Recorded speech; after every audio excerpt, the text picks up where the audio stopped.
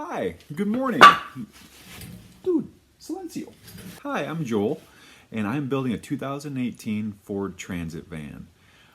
We were going to put a bed in it, a kitchenette, a toilet, some seating benches, a bunch of storage all throughout, and we're going to set it up for somebody to live out of and travel in. So we're in the van, and just give you a quick backstory. When she purchased this, it had already been kind of pre-converted. So it was insulated, it had plywood walls, and it had a small solar setup on it, 2 panels, a battery, and an inverter. And she was curious about what could she run on her power setup. And so we went through the sizing exercise of how she anticipated using it, how much she was going to travel versus stay stationary, if she was going to plug in at campsites, and kind of all the questions to answer how much power we're going to get flowing into the van. And then the stuff that she was going to use, like her refrigerator, if she wanted to cook with an induction cooktop, charge her laptop, run lights, run the fan, etc. So all the power that's coming back out of the van. So we kind of narrowed that in, and we realized that what we needed to add was a DC to DC charger that would allow the van to charge the house batteries. We also needed to add some more batteries to get a little more storage capacity out of it. So we got all that figured out. And then we looked at the existing power setup, and I quickly realized that it wasn't a safe setup. There was no fuses on it. The wire size was undersized. There was no battery meter to it, so you never knew what charge your battery really was at. And that's a topic that we'll save for later. We'll go through, when we get to installing electrical, we'll go through a whole electrical kind of intro theory 101 where we talk about why battery monitoring is important and why wire sizing is important and all of these things. But that's for a later date. Because first we had to figure out, well, where are we going to put all of our stuff at? Where are we going to put benches and countertops and all of these things? Because that's going to dictate where I can mount controllers and run wires, etc. And so we started looking on the walls, and we realized the walls weren't square, they weren't level. We didn't know what was behind them that was sturdy enough to attach to. And we started peeling some of that away just to get an idea, and then we realized, well, this wasn't done that well. So one of the issues is a van wall is not straight. It curves, it bows like that. The newer vans, like the ProMaster, the Transit, the Sprinter, their vans are more straight when compared to like the old Express or E350s, but they're not straight. So a lot of people, what they'll do is they'll just take a board and go from top to bottom, and that'll give them a straight wall that they can attach to. But you lose a ton of room behind that.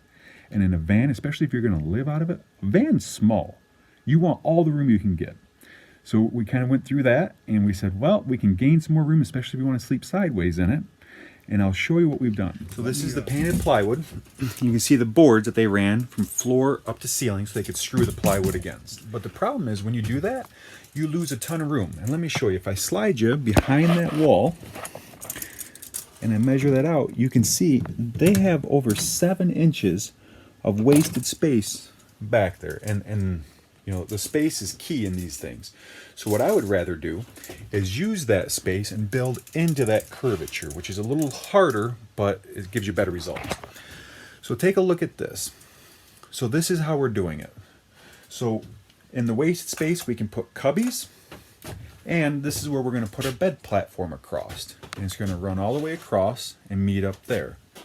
And that way somebody who's 6 foot tall can sleep completely sideways.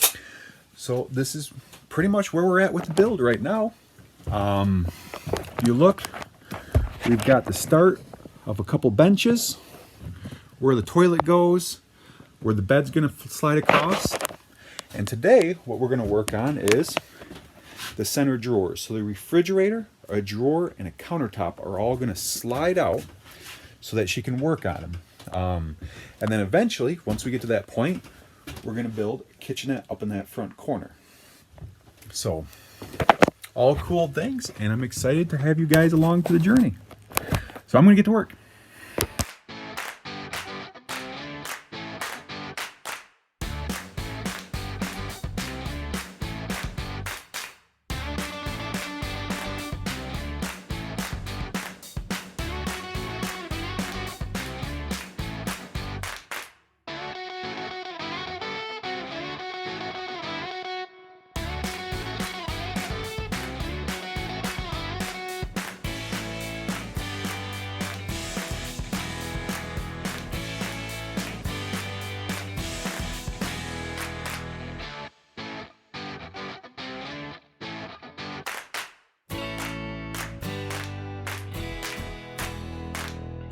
All right, so we have the frame of the cabinet complete.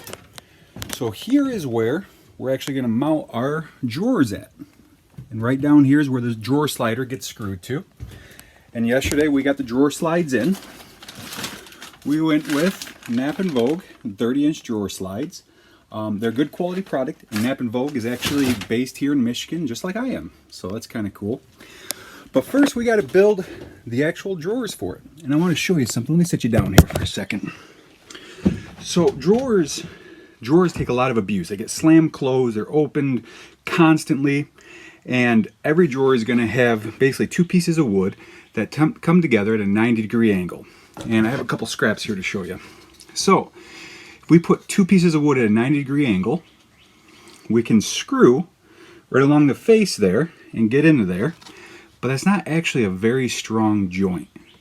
So I'm going to show you a couple techniques. If you have a table saw or even a router, you can do this with. All right, so I already have these pieces cut. Let me show you what a rabbet joint is. So we have a nice square piece of wood here, and then our adjoining board, what we've done is we've actually carved out that notch there. And what that does is it increases the surface area for the glue, and it still allows me to come in from the side to mechanically attach it. So I have all of these pieces cut. I'm going to assemble it, and we're going to get that first drawer installed. The key to a good glue joint is even coverage.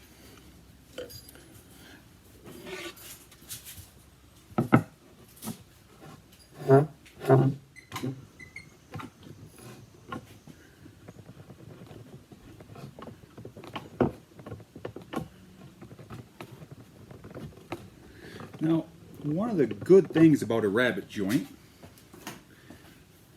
is as long as you're tight in the corners and on the sides, and you make sure your top is nice and flush, the whole box will stay square. And I like to come in, and then I use 2-inch brad nails and attach it like so. Now we have to attach the drawer face, and for that what I've done is I've actually dadoed up so the end of this board will fit right into that notch, and I stopped before I got all the way through, so when you're looking at the drawer, looking down at the face of it, you don't see that notch. Now I'd cut these with a dado blade and a table saw. A dado blade is basically just a bunch of blades all stacked up on top of one another, and the nice part about that is you can use little washers or shims and get the exact distance that you want. On a router, you just get a router bit that's at set width. So a dado lets you get a little bit more accurate, but you got to be cautious, because if you make that joint a little bit too tight, once you put glue in there and that wood swells up a little bit, it can be hard to get the two together. So fingers crossed that this one is right. And sometimes you got to persuade it a little bit. Persuasion time. Good idea to use a scrap piece of wood as kind of a block so you don't damage the face of the drawer. Make sure that you are nice and flush right there, because once you drive that together, you are not getting it apart again.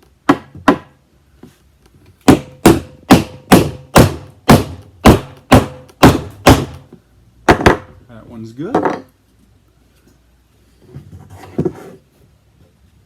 All right, next I got to get a couple nails down into it. But I need to know where that board is from the face, because if I guess and I come out wrong, that nail may end up sticking out like that. So that's where a square is your best friend. Find on that board where you need your nail lines at. Draw just a nice light line right there.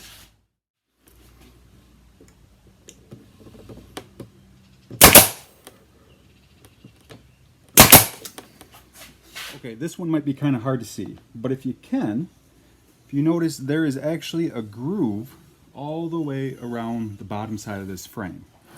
And the reason for that is when I put my drawer bottom in,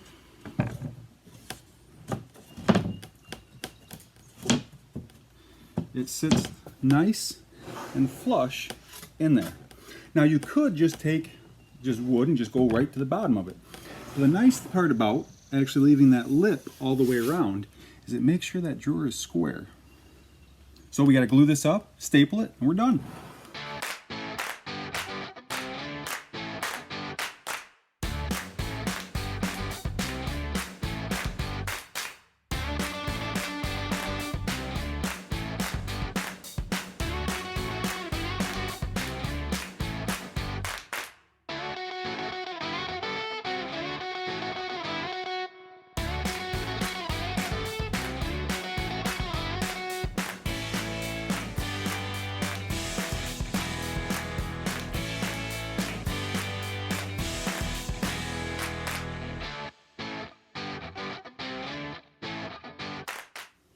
All right, so I jumped ahead a little bit and I already got the drawer sliders installed. So we'll drop that drawer in and we'll show you guys how it works.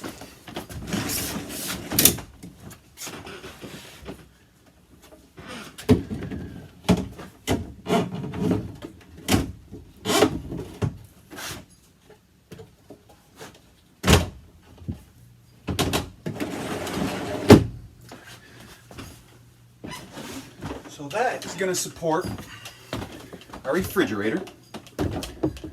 And I want to point something out to you. If you notice, on the side of the refrigerator are vents. And that is so that air can blow across and keep that condenser cool. If you block these off, you run the risk of overheating the refrigerator and damaging it. So when we slide this into position, you'll notice there's a little bit of wasted space here. So I went ahead and I built kind of a wooden rack that will fit in there, and it bumps up over to make sure that we have condenser air flowing through. All right, let's build the next drawer.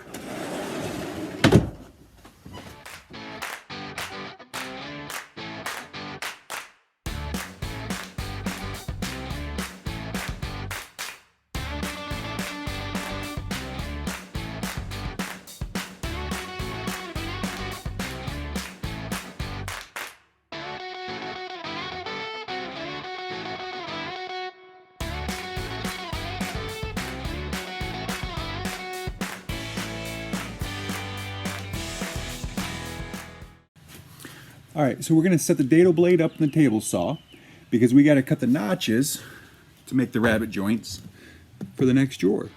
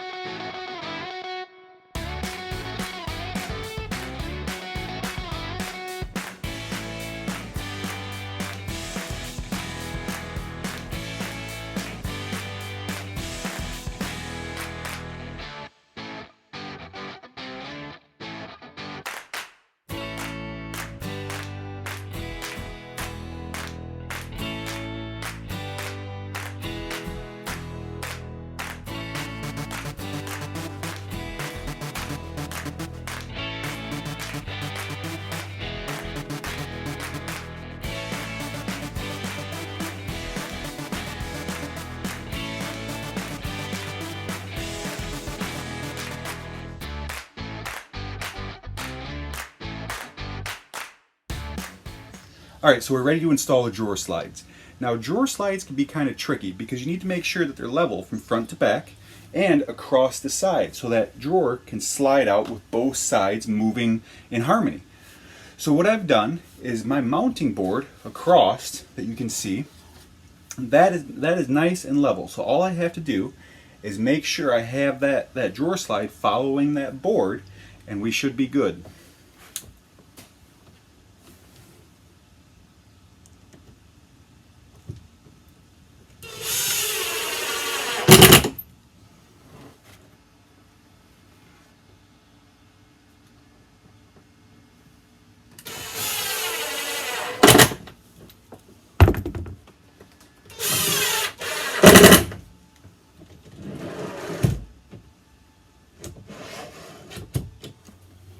With the drawer slides installed, the next step was to install the quick disconnect rail on the side of the drawer. And with that on, we are ready to drop this drawer into place.